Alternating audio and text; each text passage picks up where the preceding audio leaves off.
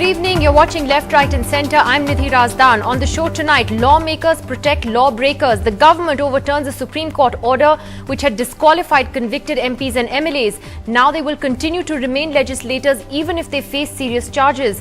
Why did the centre rush through with this ordinance today? Is it to protect Lalu Yadav, who possibly faces conviction in the fodder scam next week? Is the political class really serious about cleaning up the system? That's going to be our big focus tonight. And the Cabinet today, as we get into details of that story, hurriedly passed an ordinance that overturns a landmark Supreme Court judgment on convicted MPs and MLAs and protects criminal netas. The ordinance says that even if a legislator is convicted in a criminal or a corruption case, he or she will not be disqualified once they file an appeal. The big question is, did the centre do this to protect Lalu Prasad Yadav? The RJD boss is expecting the verdict in the fodder scam on Monday, and this ordinance would prevent him from being disqualified if he is actually convicted.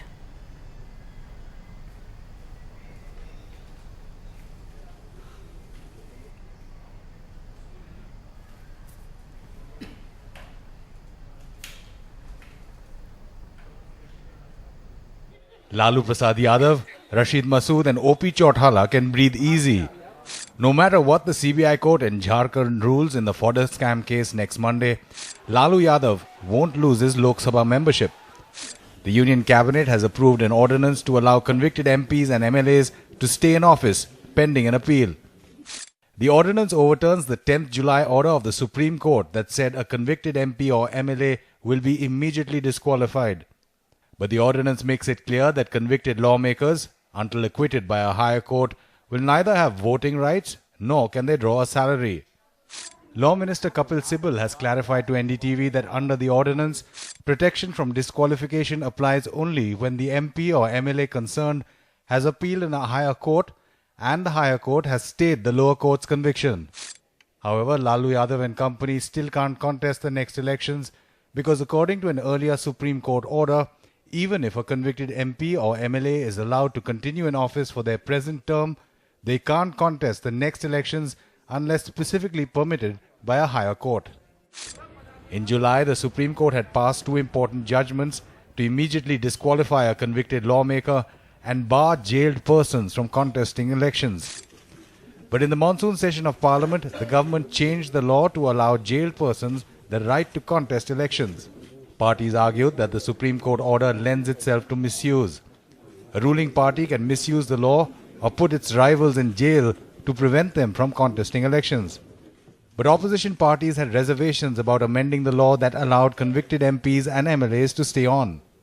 Showing extraordinary haste in bringing a executive order. We'd like to know from the government as to what is driving this.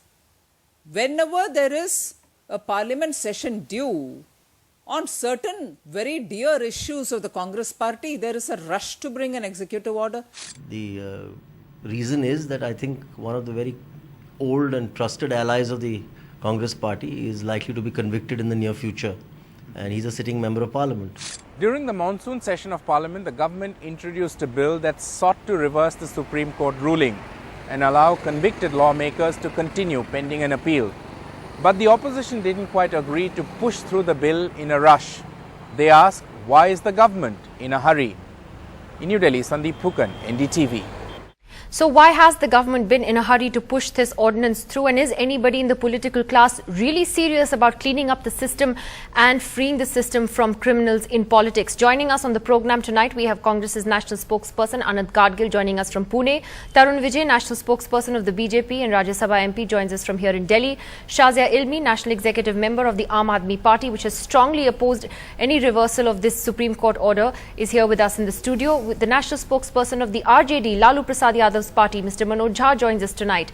And also with us is Mr. Kumar Ketkar from Mumbai. Mr. Gadgil, let me ask you first, why was the Congress and this government in such a hurry to bring this ordinance through? Why not wait till the next session of Parliament? This is, after all, before a parliamentary standing committee as well. Was this because of Lalu Yadav's case? See, everyone is saying there is a likelihood of Mr. Lalu Prasad being found. Now, who knows what is there is a judgment. So, we have nothing to do what is going to be the outcome of Lalu Prasadji's case or any other case. Basically, if you recollect, when the first Supreme Court judgment came, we had in principle welcomed it, number one. Number two, even the constitution allows that if a lower court has convicted somebody, he has every right to go to the upper court. There are examples where high court has, where if the lower court has convicted, the upper court has set aside that. Maybe next, again the different story goes when somebody goes to the Supreme Court. So unless and until the highest judicial authority either convicts or acquits a person, we cannot finally, conclude or take a decision on that particular matter, number one. Secondly, there is a possibility of vindictive politics, as you must have seen in Gujarat. So there is a possibility it may have happened. Considering all this aspect, the government has taken a decision that yes, we need to, and the constitution has allowed, so we have not done anything against it.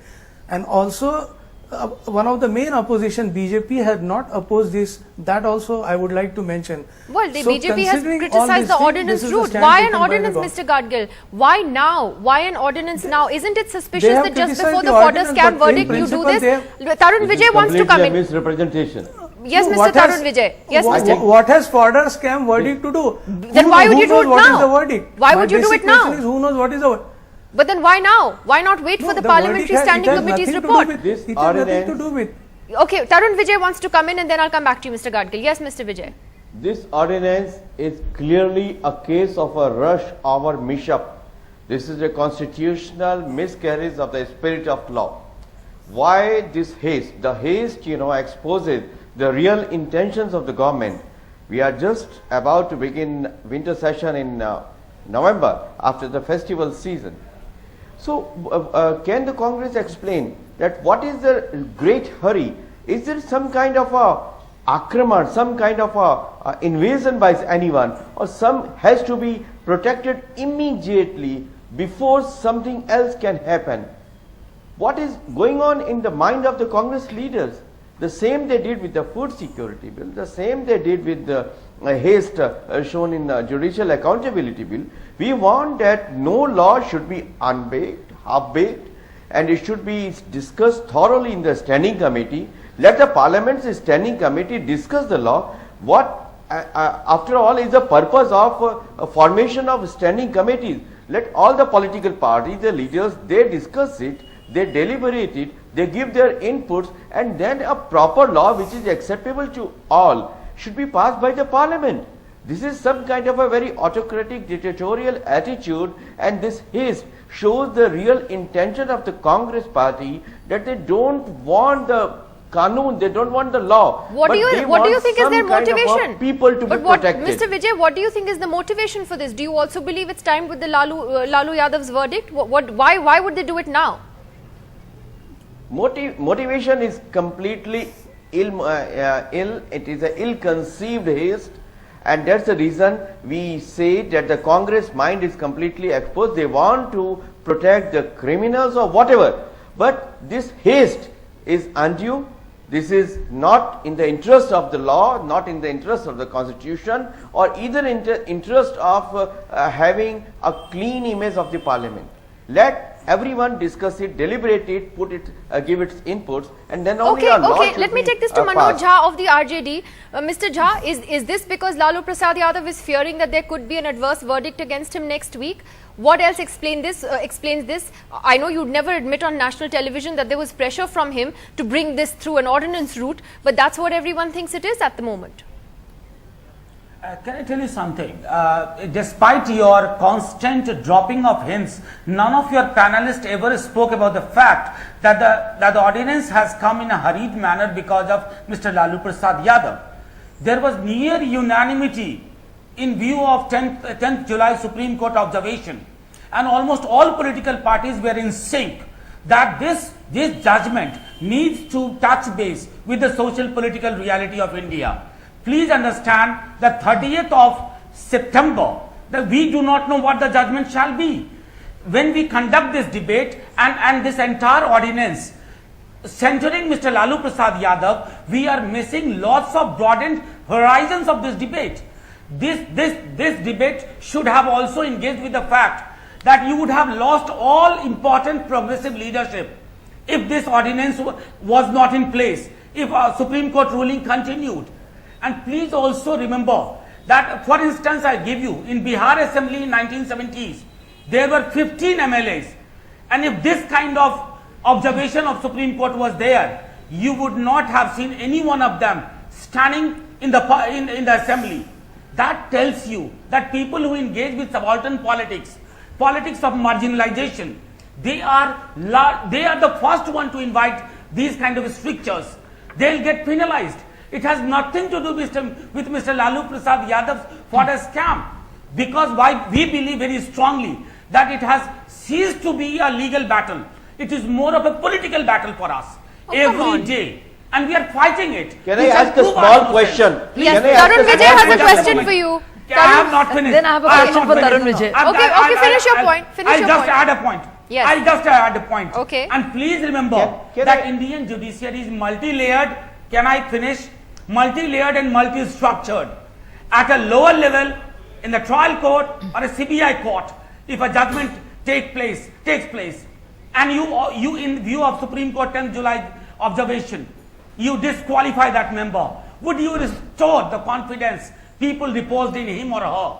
Mr. Jha, it's very simple. If I get convicted tomorrow, I cannot contest an election. Why should you have? Why should a legislator be first among equals? I don't understand. A normal person cannot contest an election if they are convicted. I am not finished. No, so that was the logic the Supreme Court gave. I mean, these are the people who spoke once about the committed judiciary. Can I just add a point? And now they are speaking about the Let Mr. Vijay ask you. I just want to ask him one Mr. question. Jha, I'll come back to you. Can I just add a point? Quickly, Mr. Vijay wants to ask you a question. Very quickly. We cannot have double standard. You cannot have double standard for crimes of corruption and crimes against humanity. Why are we generally silent about crime against humanity? Because our personal prejudices, our proclivities are Okay, Mr. Jha, I don't know what you mean by crimes against humanity. But yes, Mr. Vijay. Mr. Jha, you don't tell me about the double standards. You are the party that spoke once about the committed judiciary. But tell me, if this law is sent to the standing committee for discussion, what the hell will break loose? What will you lose if it is discussed in the standing committee, which is the accepted norm of the parliament before a law is passed? But I would like to ask Mr. Tarun Vijay. Let me respond to you. I would like to ask Tarun Vijay also. I'll come to you, Shadi. Give me a second. You are overemphasizing our presence. We are only 4 members in parliament. And you are saying that this has been done to us. 2014 parliament shall have our say from Bihar. But this parliament, please don't attribute to us what does not belong to us. Our party is not in a position to dictate terms to anyone.